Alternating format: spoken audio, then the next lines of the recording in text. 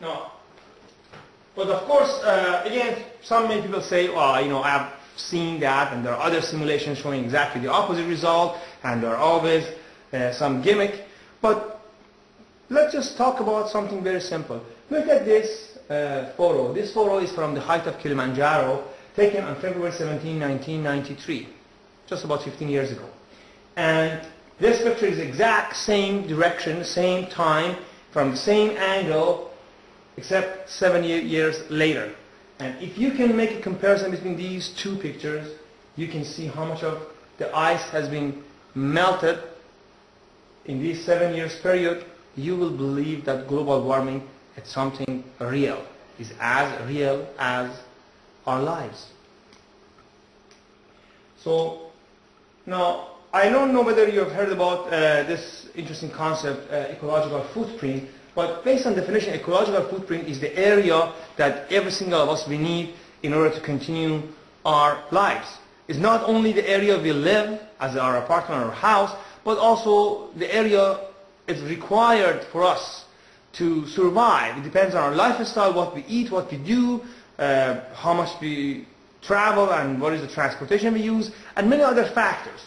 So in 1900, average person needed 1 unit, which is hectare, per person.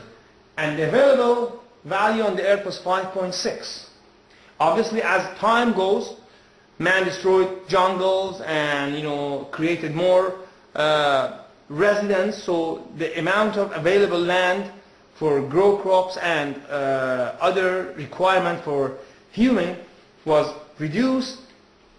And on the other hand, the required space for one person to live increased. So in 1950, we needed 2 hectares per person, and we had 3. And now, sadly enough, in 1995, this required space is 3 to 5 units, and what we have here is only 1.5. You can see how much we are in shortage of space. This is actually ecological footprint of several nations. Starting top 3 are United States, United Arab Emirates, and Canada. 9.57, 8.97, and 8.56. They are the 3 highest nations that consume this space. And on the very bottom, we have Nepal, Mozambique, and Bangladesh. 0.54, 0.57, 0.56, and 0.50. Nearly we use 20 times more than people in Nepal, Mozambique, and Bangladesh. And ironically, even we're using their space too for our needs and our requirements in our daily lives. In the fact that we live in a world full of injustice. There are some very sad in the world that perhaps some of us, we don't know about it, and some we do, but we just turn our head and we just walk away from it. We realize that half of the world is in hunger and starvation, and perhaps a very small minority are in complete wealth and they reach whatever sources that they want. Nearly half of the world live on less than $2 a day.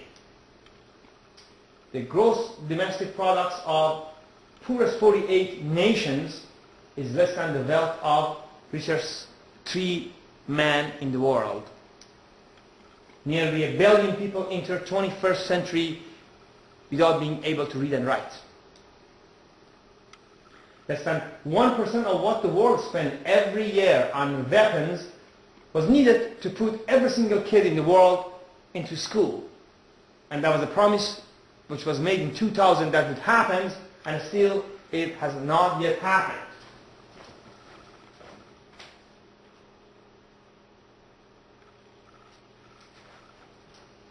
$1 billion children, which is nearly half of the children in the world, they live in poverty. 640 million live without adequate shelters, 400 million have no access to clean water, 217 million have no access to a health service. In 2003 alone, 10.6 million kids die under the age of 5. That makes it 29,000 per day. In other words, every 3 seconds a kid died. Think about it. Every time we breathe, a kid, perhaps kid 1 or 2 has been dead. In Africa right now, as I'm giving this talk, 3.5 million people are in desperate need of food. I'm not saying they're hungry, I'm saying they need enough to eat, to blood circulate in their veins, just to pass one more day. 1.3 billion people need access to clean water. 3 billion people need access to sanitation. Although it costs $324 billion to completely wipe out, vanish poverty from the face of earth, annually over $400 billion alone is spent on weapons. And sadly, even not 1% of this money is being spent on poverty, to combat poverty. Globally, 20% of the people living in highest income countries account for 86% of the total private consumption of whatever is available, versus that the 20% of the poorest country, they're using only 1.3, nearly 70 times more those richest countries spend compared with those poor ones. There is a very sad report has been published by Human Development section of the United Nations in 1998, and they wanted to publish another one, but the result was drastic. That's why they didn't publish the new one. I haven't seen it. Based on this report, spend the money that has been prioritized from top to bottom. $780 billion spent on military annually. Narcotic drugs in the world, $400 billion. Alcohol drink in Europe is alcoholic drink in Europe is $105 billion. Cigarette in Europe alone is $50 billion. Only business entertainment in Japan, $35 million. Pet food in Europe and United States, $17 billion. Basic health and nutrition, only $13 billion. Perfume in Europe and United States, $12 billion. Reproductive health for all the women in the world, only $12 billion. Ice cream in Europe, $11 billion. Water and sanitation for the entire planet is only $9 billion.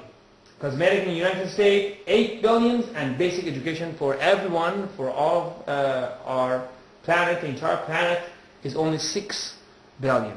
Now, this shows where the problem is. The problem is how we prioritize our money spent in a global scale. That's why we are in such a mess today. A few hundred people in the world owns half of the wealth of the entire world. Many people, which most of them are in terrible countries, they die every day from very basic curable diseases like a malaria, like a infection, like a acute respiratory illness.